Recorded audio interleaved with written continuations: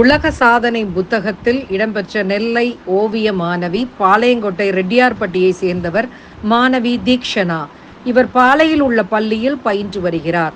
மேலும் நெல்லை சிவராம் கலைக்கூடத்தில் ஓவிய பயிற்சியும் மேற்கொண்டுள்ளார்.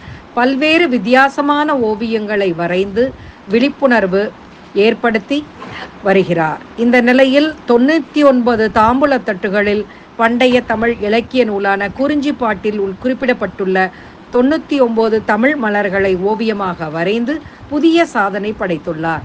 இந்த சாதனை அங்கீகரிக்கப்பட்டு ஜேக்கப் ஞானசெல்வன், பிரியா சுரேஷ்குமார் முதல்வர் அவர்களால் அங்கீகரிக்கப்பட்டு புக் ஆஃப் வேர்ல்ட் ரெக்கார்டில் பதிவு செய்யப்பட்டுள்ளது.